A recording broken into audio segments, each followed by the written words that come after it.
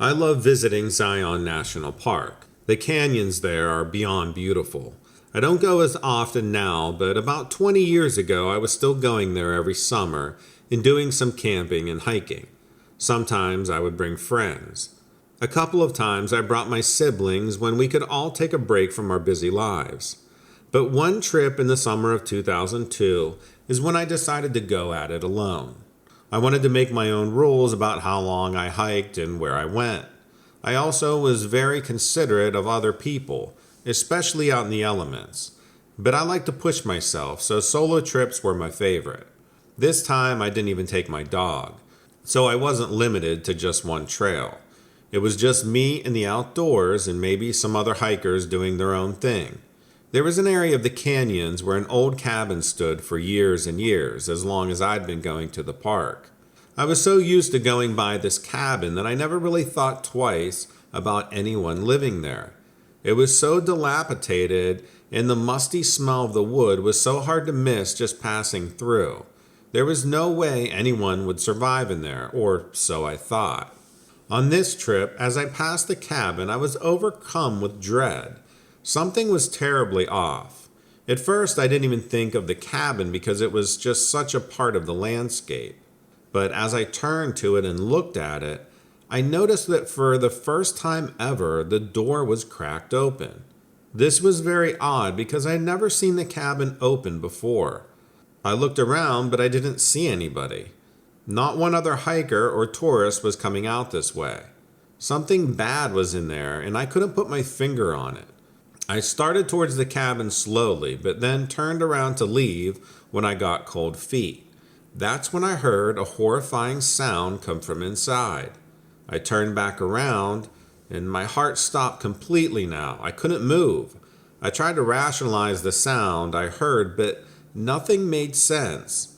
It was a muffled scream followed by what could have been a giggle, but the two sounds together were enough to make the hair on my neck stand up. This went on for several seconds, and then there was silence again. In fact, so much silence that I could tell all the wildlife had left this area. I didn't know what to think or do, so I slowly approached the door again. When I got to it, it was still only open about 2 inches. But I couldn't get myself together in order to push it open anymore. It was almost as if my feet were suddenly filled with cement. I finally worked up the courage to push it open, slowly raising my hand to it. As soon as my hand touched the knob, there was a creaking noise as the door jerked open by itself. My heart jumped into my throat now, and through sheer adrenaline, I stepped forward into the cabin, ready to see what was hiding inside. That was a stupid idea. I heard no voices or laughter or muffled screams, but I gasped as I looked around the cabin. Hanging from the ceiling and pretty much anywhere you could hang something were these old moldy dolls. Some had their eyes plucked out. Some were covered in a rust-colored liquid that had dried. Some had no hair. They were all pointing their baby-like faces at the doorway.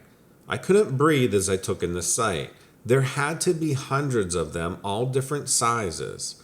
It's all I remember before I heard another giggle from right beside me. That was enough, and I turned around and ran, never looking back to see if I could see the person living in there. Years later, I still feel a coldness when I pass by that cabin, and every time the memory comes to mind. The next time I went with friends, I searched the cabin myself and found nothing. No dolls, no rust-colored liquid.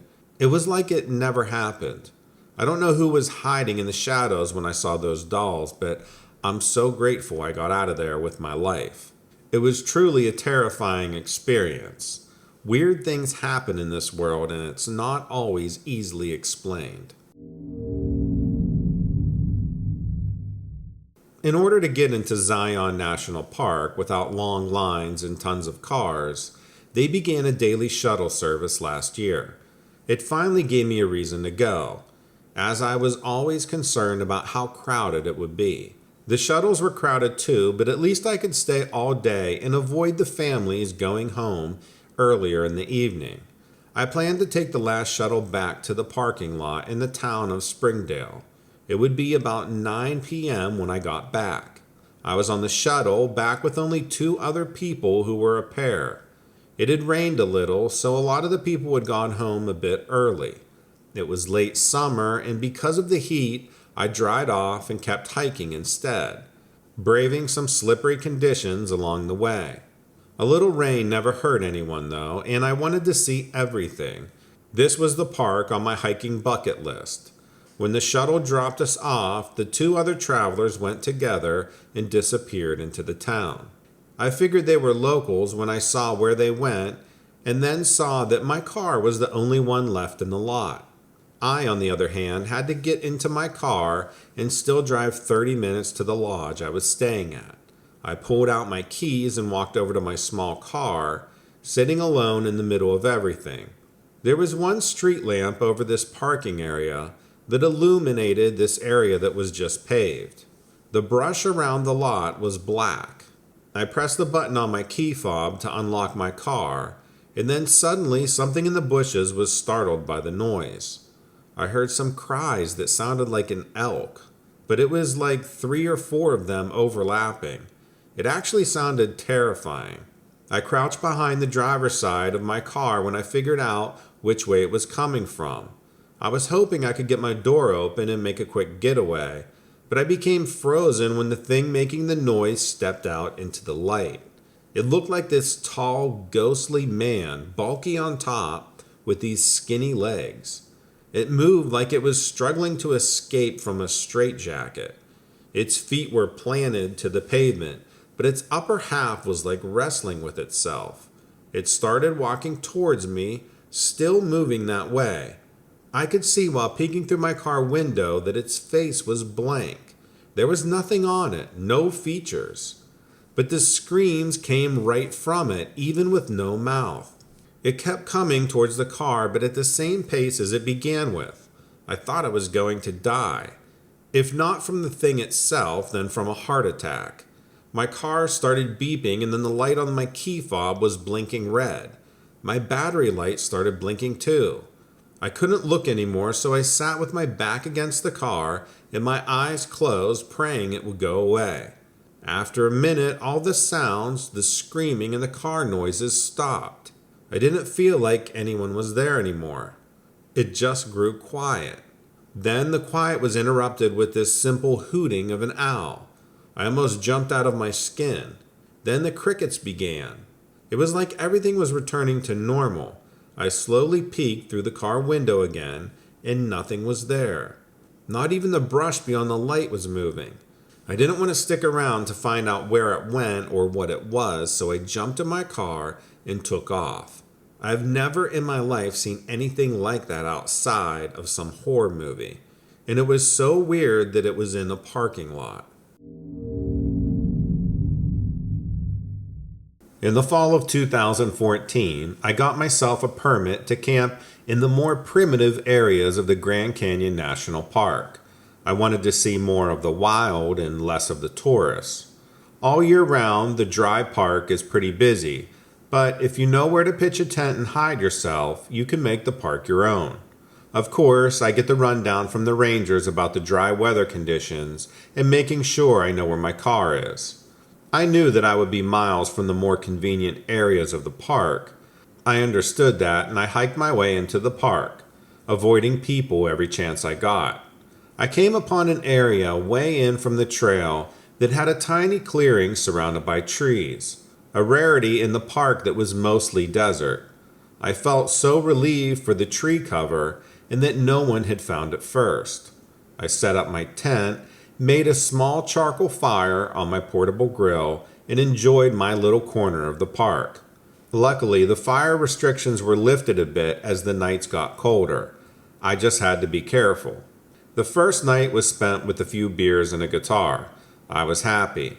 The next day, I hiked a few places around the canyon, seeing sights and even saying hello to a few strangers, regardless of how much I really didn't want to talk to anyone. I was just in kind of a jolly mood. That second night, I basically repeated the first as I reached my camp. Beer, guitar, a small fire. As the night went on, I remember crickets and other nocturnal bugs getting louder and louder, which made guitar a little difficult. I decided to set it down for the night, finally around midnight. The fire was burning out anyway, and I was getting tired.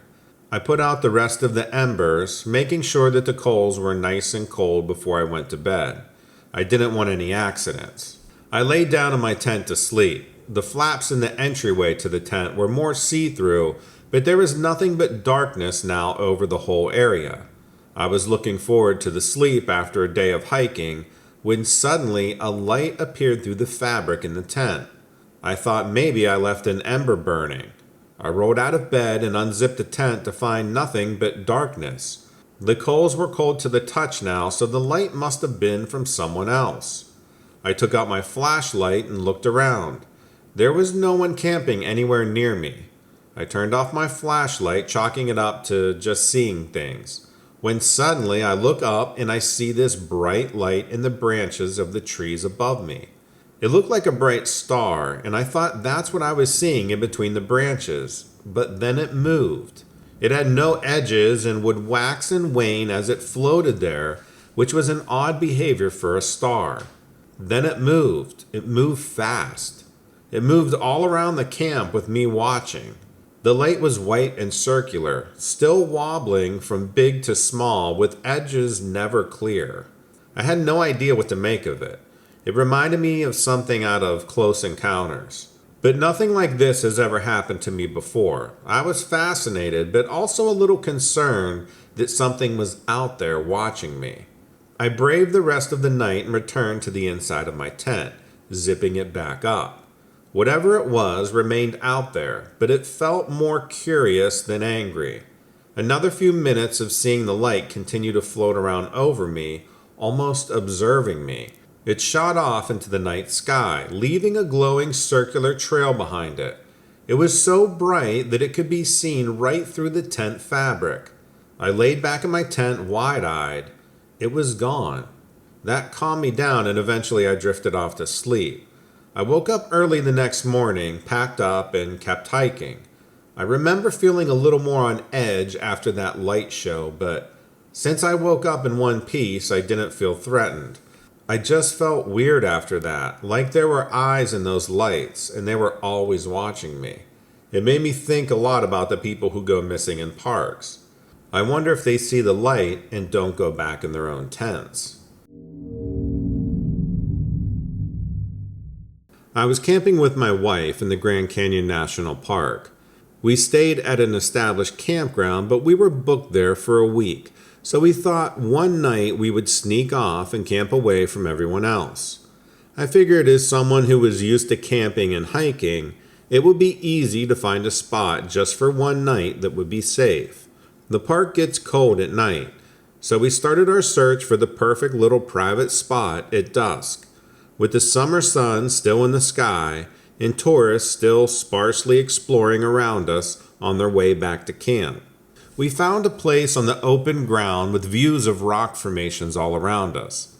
It felt safe, like we were in our own little container.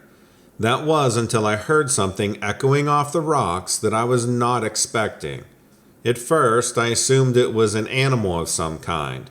There are bighorn sheep in the park, so we thought it was them calling out to one another. But then the echoing became too clear and distinct. It was only coming from one voice, and it sounded like an animal the louder it got. It was like a mumbling noise now, but my wife pointed out she could make out a melody. We stood there in silence in the dark and listened intently. The echo it made off the rocks was something otherworldly, but the voice was human-like. Then we figured it out. Someone or something was singing. I have been in the woods my whole life, and I have never heard anything like it.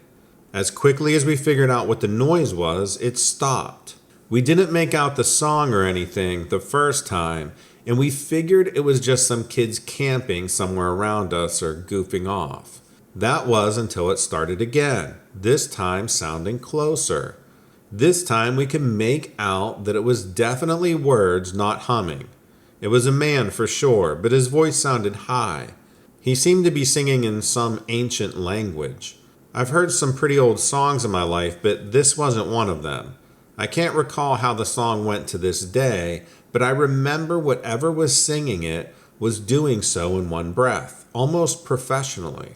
My wife kept trying to write it off as some kids, but when we had settled at dusk, there was no one around us. And after taking out my flashlight, I still couldn't spot anything out on the plains except for some lone trees. The singing would get louder, then quiet, then louder still. Then it started moving. We could hear it bouncing around one side of our camp and then the other. We were scared to death, and I was beginning to regret that we had tried to make our own camp. Then the worst. The voice began singing within like 10 feet of where we were standing. Whatever was singing should have been close beside me, but I turned my light and there was nothing there. That was about the time we decided to give up and run. We left everything behind, our tent, our camping gear, and just ran to the main campgrounds, which was luckily not that far. As we ran, the singing got further and further away, but continued, almost getting obnoxious. It was like whatever it was knew we were running. We got back to camp and rolled right into our main tents. My wife was worried about going back the next day to get our sleeping bags and other gear, but I assured her we were finally safe and collecting our things wouldn't be an issue. That was until we went the next day and found all of our things were gone. Not a trace of us was left, like something cleaned up after us. But it was too early for the parks people to have come through and clean anything up. After that, we had no choice but to leave and spend the rest of our week together at home. We were without supplies in a desert, so that was really our only option. Whatever it was, I will say we were scared, but we didn't feel threatened. I felt like this thing was watching us, but it was just curious about us. I would be interested in going back to camp in the same area, but I would take some precautions. You never know what or why that thing was singing. There's a lot of strange people and things out there.